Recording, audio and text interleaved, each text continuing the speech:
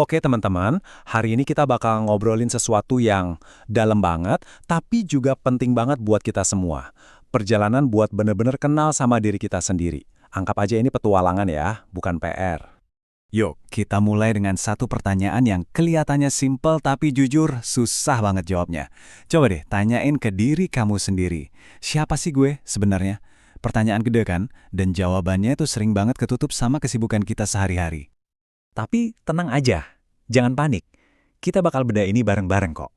Ingat ya, kenal sama diri sendiri itu proses. Nggak bisa instan, nggak bisa semalam jadi.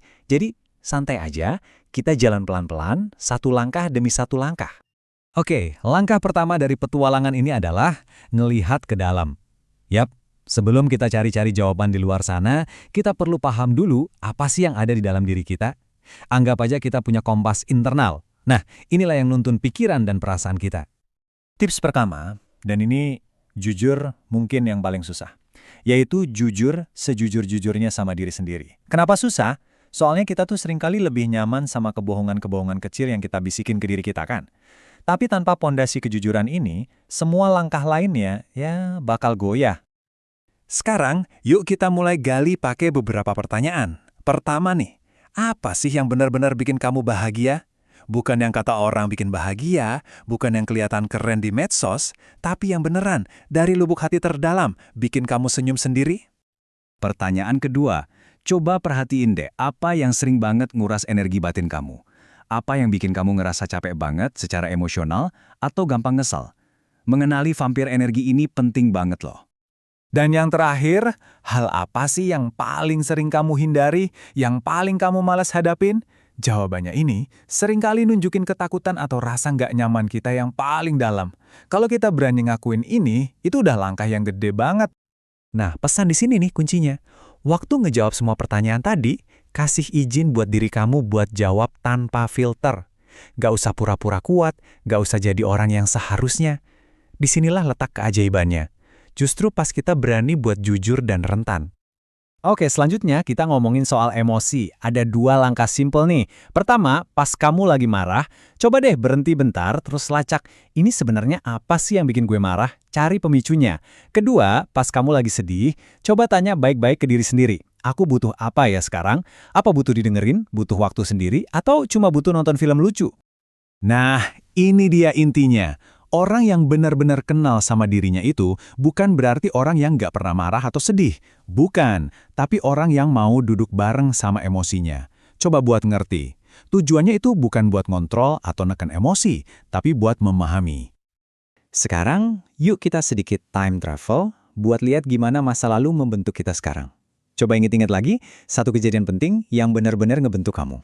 Satu kegagalan yang ngasih pelajaran berharga, dan satu keputusan yang paling kamu sesali. Kalau kita lihat ini, seringkali kita bakal nemuin pola yang berulang dalam hidup kita. Oke, sekarang kita bahas soal kekuatan dan kelemahan, tapi dengan cara yang simpel.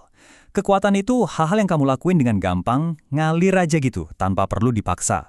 Sebaliknya, kelemahan itu area di mana kamu sering ngerasa, aduh, kewalahan nih. Coba deh identifikasi keduanya, tanpa ngejudge diri sendiri ya. Dan ini penting banget, tujuan dari melihat kelemahan itu bukan buat bikin kamu minder atau ngerasa jelek, sama sekali bukan. Tujuannya itu murni buat kesadaran, biar kita sadar. Karena kenal diri itu bukan berarti harus sempurna, tapi artinya kita tahu batasan diri kita. Oke, kita udah cukup dalam nih, ngelihat ke dalam diri. Sekarang, saatnya kita ganti kacamata, kita coba lihat dari luar. Karena kadang-kadang, buat benar-benar ngelihat diri kita tuh butuh cermin dari orang lain, buat nunjukin sisi-sisi yang nggak bisa kita lihat sendiri. Tips kelima ini soal nerima feedback atau masukan dari orang lain. Kita semua tahu, ini bisa jadi susah banget kan? Tapi ingat, orang lain itu kadang bisa lihat blind spot kita. Kuncinya simpel aja kok. Ambil masukan yang membangun yang rasanya bener buat kamu. Terus, buang jauh-jauh omongan yang tujuannya cuma buat ngejatuhin. Selanjutnya, tips yang super duper kuat tapi sering banget kita lupain, luangin waktu buat bener-bener sendirian. Jauh dari keramaian, jauh dari HP kamu. Meskipun cuma sebentar aja setiap hari. Kenapa sih sendirian itu penting banget? Ya karena ini, pikiran-pikiran yang paling jujur, ide-ide yang paling dalam, itu seringnya baru berani nongol di saat-saat hening, waktu kita cuma berdua sama diri kita sendiri, tanpa ada gangguan. Oke, kita udah ngaca ke dalam, udah dengerin dari luar, sekarang kita sampai di langkah yang paling penting dari semuanya. Ini adalah puncaknya perjalanan kita. Ini dia tips nomor 7. Anggap aja ini bukan cuma tips terakhir, tapi ini adalah kunci utama yang ngebuka dan nyatuin semua langkah yang udah kita bahas tadi. Yup, ini dia puncaknya. Setelah semua proses tadi, langkah yang paling menyembuhkan, yang paling krusial adalah penerimaan. Menerima diri kamu seutuhnya. Yang baiknya, yang buruknya, yang masih berantakan, apa adanya. Ya di titik ini, sekarang juga. Coba deh kita resapi kalimat ini sebentar, karena ini dalam banget. Kamu boleh dan bahkan harus terus bertumbuh. Tapi pertumbuhan yang sejati itu nggak lahir dari rasa benci sama diri sendiri. Justru penerimaan itulah tanah subur tempat kita bisa tumbuh dengan sehat. Jadi, buat penutup, aku mau ninggalin kamu dengan satu pertanyaan. Berdasarkan semua obrolan kita barusan, pertanyaan jujur apa yang bakal kamu tanyain ke diri kamu sendiri hari ini?